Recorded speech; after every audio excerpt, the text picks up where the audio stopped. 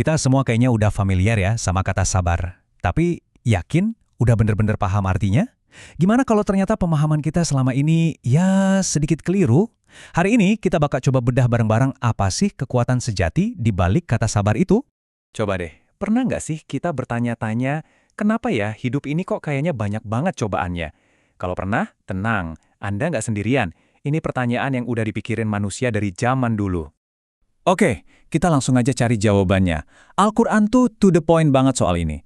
Cobaan itu bukan soal kalau, tapi soal kapan, udah pasti jadi bagian dari perjalanan iman kita. Tapi, nah ini dia, di balik setiap cobaan yang berat itu ternyata ada sebuah janji. Janji tentang ganjaran yang benar-benar luar biasa buat mereka yang bisa bertahan, dan yaitu tadi, bersabar. Coba deh direnungin, ganjarannya itu tanpa batas. Bukan cuma hadiah biasa, tapi sesuatu yang tak terhingga. Ini nunjukin betapa spesial dan berharganya nilai kesabaran itu sendiri. Dan ganjarannya ini bukan cuma satu loh, tapi berlapis-lapis.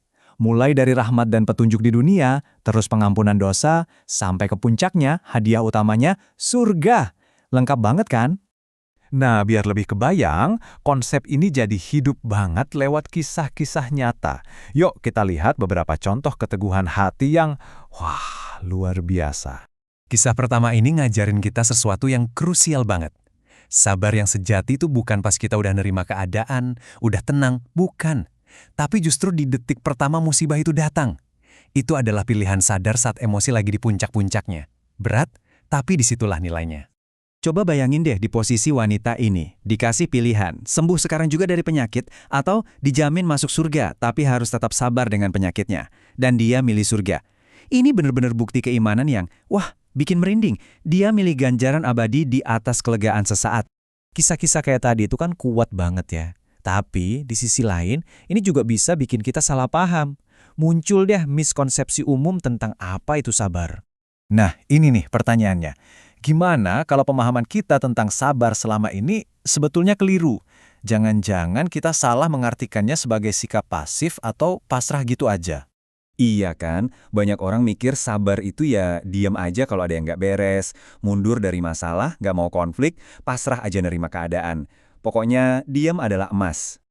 Tapi, disinilah letak kontradiksinya. Kalau sabar itu identik sama lemah dan malas, kenapa Nabi Muhammad sendiri justru berdoa minta dilindungi dari sifat-sifat itu? Aneh kan? Nah, ini jadi petunjuk kalau ada makna yang jauh lebih dalam dari sekedar pasrah. Dan ini membawa kita ke inti dari pembahasan kita kali ini, makna sejati dari sabar, yang ternyata aktif dan penuh kekuatan. Jadi, sabar yang sejati itu ternyata bukan tentang diam. Justru sebaliknya, ini tentang beraksi. Tentang berani ngomongin yang benar dan siap nanggung segala risikonya dengan tegar. Tanpa goyah, tanpa jadi lembah. Jadi bedanya jelas banget ya. Di satu sisi ada sabar yang keliru, yang isinya cuma pasif, takut, dan lemah. Di sisi lain ada sabar yang sejati, yang isinya kekuatan, keberanian, dan tindakan. Beda banget kan? Kayak hitam sama putih. Dan sejarah itu penuh banget sama contoh kesabaran aktif ini. Ada keluarga Yasir yang disiksa habis-habisan tapi tetap teguh sama imannya. Ada juga mereka yang berani menentang penguasa yang zolim. Ini semua adalah bentuk kesabaran yang berani. Oke, jadi kalau sabar sejati itu adalah sebuah kekuatan aktif, terus gimana dong cara kita memandang cobaan yang datang? Cobaan yang menuntut kita buat punya kekuatan itu. Nah, ini yang mengubah segalanya. Ternyata, kesulitan itu bukan cuma ujian, tapi lebih dari itu, ini adalah sebuah kesempatan. Kesempatan buat apa? Buat membersihkan diri dan menaikkan level spiritual kita. Dan yang bikin takjub itu skalanya.